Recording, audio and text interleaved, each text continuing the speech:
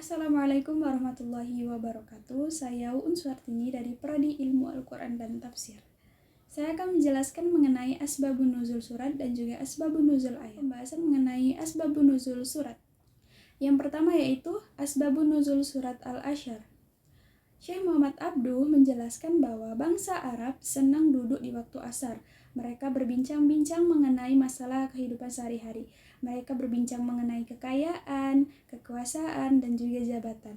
Sehingga dengan perbincangan tersebut terjadilah pertikaian dan permusuhan. Nah, bangsa Arab ini menilai bahwa waktu asar adalah waktu yang celaka. Karena pada waktu asar terjadilah pertikaian dan permusuhan di antara mereka. Dan mereka mengira bahwa waktu asar ini adalah sumber dari semua permasalahan di antara mereka. Dengan adanya peristiwa tersebut, maka datanglah dan turunlah Quran Surat Al-Asyr ini untuk menjelaskan kepada mereka bahwa bukan waktu asar yang salah, tetapi perbuatan mereka yang menggunakan waktu asar dengan hal-hal yang tidak baiklah yang menjadi penyebab dari pertikaian di antara mereka. Yang kedua yaitu asbabun nuzul surat Al-Bayyinah. Surah Al-Bayyinah diturunkan berhubungan dengan orang-orang kafir dan para ahli kitab yang tidak mau meninggalkan ajaran agama mereka. Sehingga turunlah surat Al-Bayyinah ini untuk menjelaskan bahwa agama Islam adalah agama yang benar dan agama Islam memiliki kitab Al-Quran sebagai pedoman hidup dan mengatur tatanan seluruh kehidupan masyarakat. Di dalam surat Al-Bayyinah juga tertera pernyataan para kaum kafir dan juga ahli kitab yang menyatakan bahwa mereka tidak akan meninggalkan ajaran agama mereka sampai datangnya utusan yang telah dijanjikan oleh Tuhan.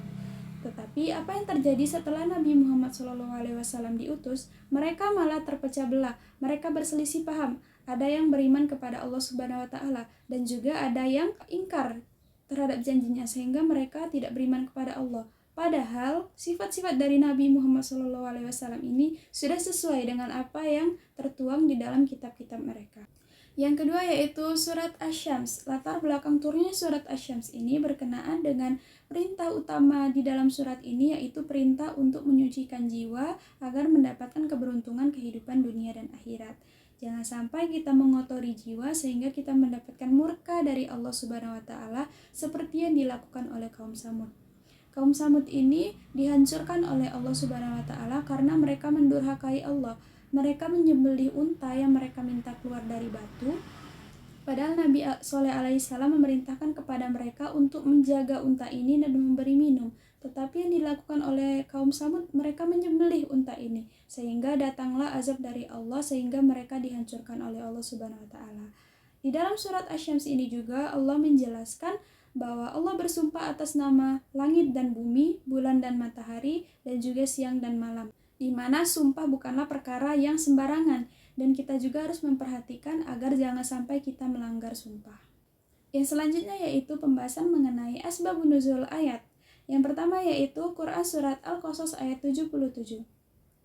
Di dalam ayat ini Allah menjelaskan mengenai keseimbangan terhadap harta yang kita miliki, keseimbangan antara kehidupan dunia dan juga akhirat. Jangan sampai kita memiliki harta, kita hanya tujukan untuk kehidupan akhirat dan melupakan kehidupan dunia.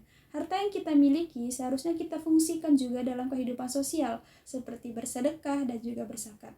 Turunnya Quran Surat Al-Qasas ayat 77 ini dilatar belakangi oleh kisah Qarun yang terdapat di dalam ayat 76 atau ayat sebelumnya, di mana Allah mengisahkan Allah menceritakan bahwa pada zaman Nabi Musa terdapat seorang yang bernama Qarun yang memiliki harta yang berlimpah dan juga banyak. Tetapi dengan harta yang dimiliki tersebut, ia menjadi sombong dan angkuh. Ia mengambil hak-hak yang bukan seharusnya miliknya. Kemudian di dalam ayat 81 Allah menjelaskan bahwa Qarun beserta hartanya ditenggelamkan ke dalam tanah karena keangkuhan dan kesombongan yang ia lakukan. Yang kedua yaitu Quran Surat Al-Ahzab ayat 59. Diriwayatkan dari Ibnu Sa'ad, dari Hasan dan Muhammad Al-Quladri bahwa suatu ketika istri-istri Rasulullah keluar pada malam hari untuk qadlah hajat atau buang hajat. Kemudian para istri Rasulullah ini bertemu dengan kaum musyrikin dan kaum musyrikin ini mengganggu dan menyakiti mereka. Hal ini kemudian diadukan kepada Rasulullah dan Rasulullah pun menegur kaum musyrikin tersebut.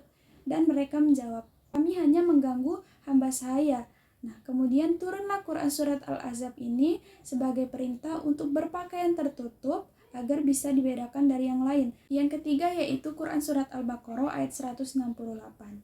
Turunnya ayat ini untuk mengingatkan kepada umat Islam terhadap apa yang dilakukan oleh kaum musyrikin Arab. Mereka mengharamkan makanan seenaknya saja. Mereka mengharamkan beberapa sayuran dan juga daging. Sehingga turunlah ayat ini yang menyatakan bahwa apa yang diharamkan oleh orang-orang Arab tersebut adalah halal. Sehingga turunnya ayat ini didasari oleh perilaku menyekutukan Allah yang dilakukan oleh beberapa oknum dari bangsa Arab.